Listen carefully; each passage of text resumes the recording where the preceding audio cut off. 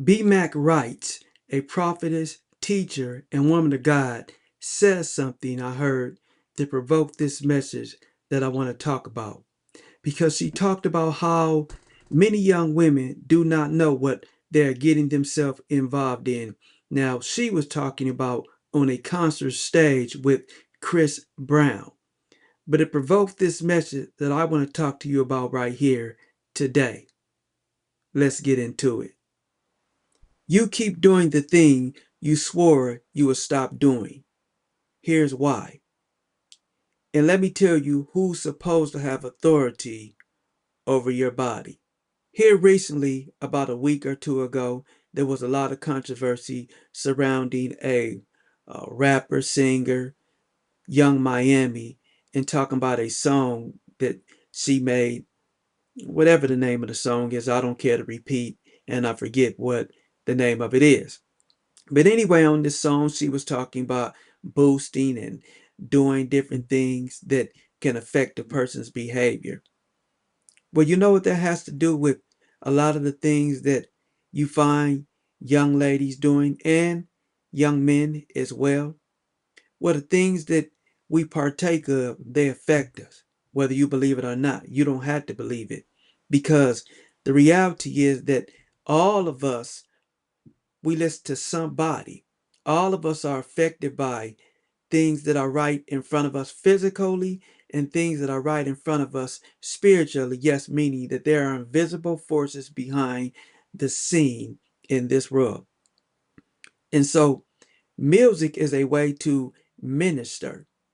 I was listening to a conversation, I believe it was on the Ricky Smiley show, and you had people chiming in, and they were giving their opinion on how they felt about the kickback that Young Miami was receiving, being that one of the people that she received some kickback from was Indian Irene. And I heard one lady say that it's nothing more than entertainment. She said, when I would listen to certain songs like NWA's song against Forget the Police and things like that, she said, I heard all of those things. She said, but it didn't make me go out there and do that. Okay, I get it. But the reality is that anything that we do, whether it is by tradition, by habit, and we don't even know, there always is a root factor at the issue. And some people can listen to things and bypass it, but that does not mean that it's safe for everyone. And some people may start out listening to something, but your subconscious starts to gravitate toward those things.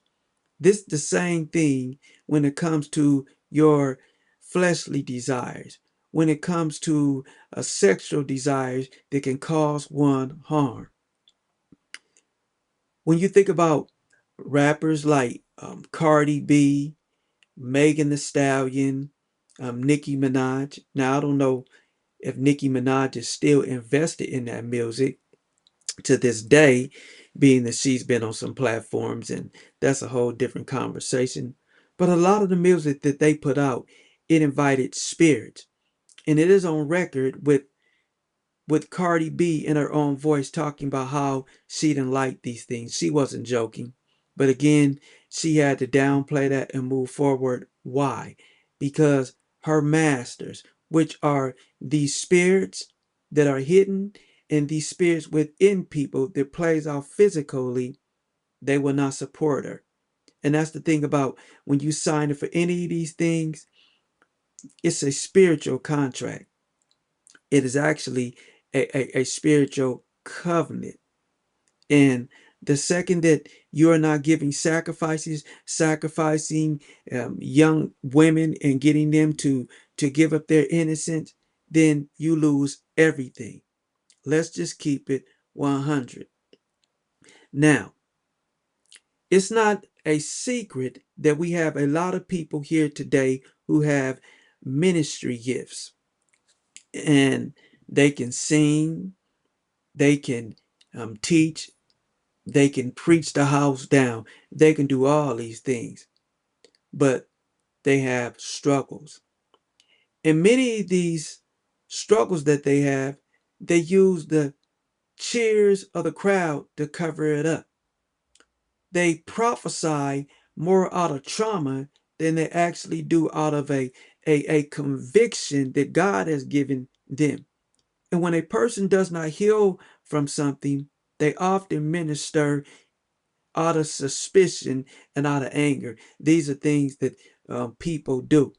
Because even in our innocence and in our truth, in our ministries, something that we have experienced in our life or we were once a part of will always be a part of our ministry. Taking myself for an example, coming out of the lifestyle that I came out of, I see a lot of young men who are getting caught up behind generational curses that actually don't always come from their bloodline, but comes from the sidewalks of the culture that their parents moved them into. But let's just deal with this right here. And we want to talk about jurisdiction over your fleshly desires. And we are talking about the intimate part. God designed sex, intimacy, to be between one woman and one man. And it was supposed to be based upon a covenant, a commitment to serve one another. That is spiritually, that is physically. But the one thing that I think a lot of times people overlook is that marriage is spiritual. Sex is spiritual. And it's always a spirit behind that. And if it's anyone who I believe understand this, it is a woman, because the nature of a woman gravitates toward and is stimulated by certain conversation and thoughts. And if they are partaking of books that embodies this spirit, it very well can cause them to get caught up and go down the wrong road. And so this leads me to make this statement.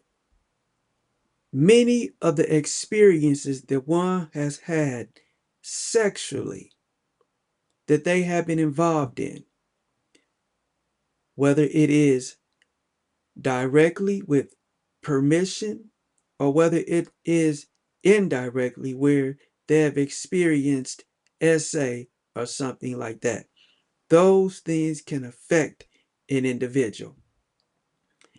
And the scripture says in the book of Psalms, chapter 8, in verse number 4, young women of Jerusalem, I charge you, do not stir up or awaken love until the appropriate time. This is what the wise man says right here in God's constitution. Don't awaken love before time. Because see, even when something takes place within a person's life that without their permission, it opens up a door. Sex is a gift that is given to someone who makes a covenant to serve someone. It is a gift that God gives to someone to give to those who they are in covenant with.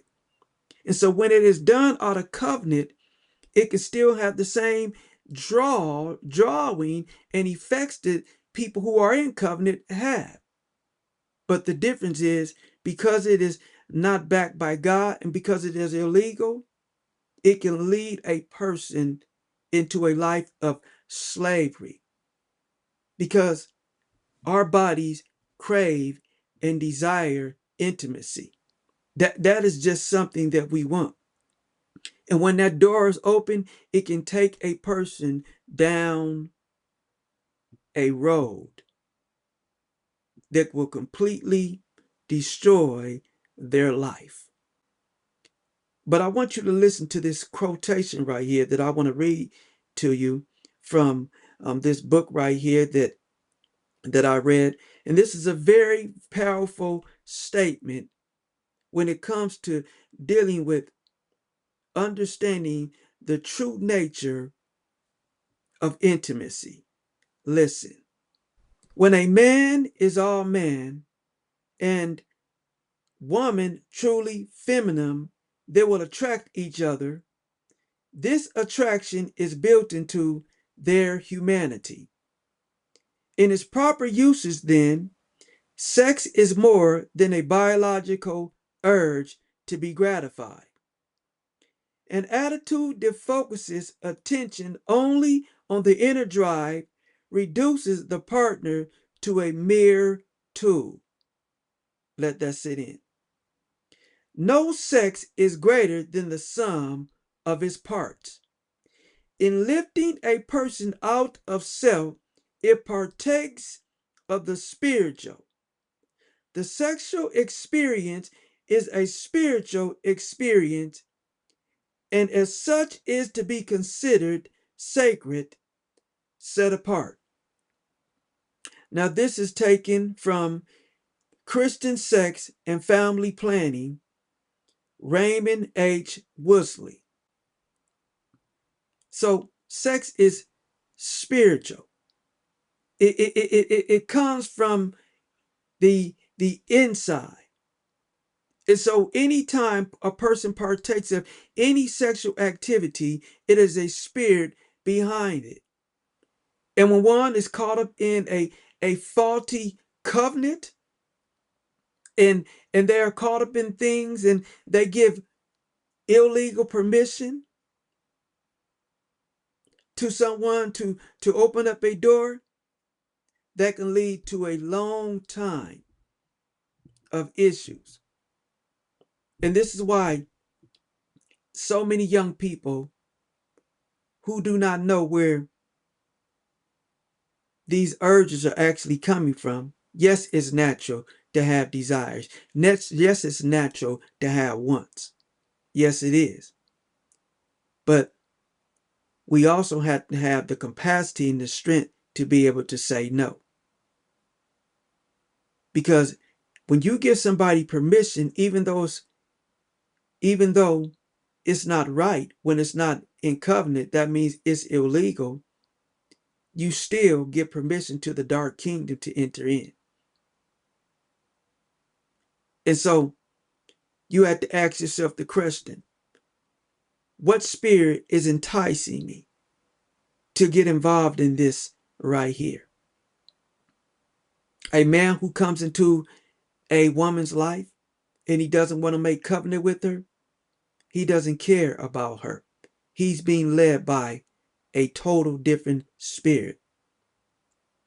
And let me just say this as I get ready to close out in this message right here. When we talk about jurisdiction, let's break that word down. The word jurist is derived from the word jurist, where we get the meaning law. You know, you have a jury that judges a trial. You have jurisdiction, and that is dealing with a legal authority a person has been given over a demographic, over a certain demographic, over a group, or over even physical territory, over regions. It is an authority that's given over something legally. But then you have diction, and our language that we speak is diction. When you open up the door by listening to things that you should not be listening to some of this music, that diction right there is speaking unto you unconsciously, subconsciously. You are partaking of things that's going to stir something up, that's going to invite you into an unwanted situation that you don't want to be in. I want to say this right here as I get ready to amen this message. You're not just doing physical activity, but you're involving yourself in a kingdom that dictates often the outcome of your future. Let that sit in. You say you're blessed, you say you're chosen, but baby, look deeper at what doors are open if it doesn't bear fruit.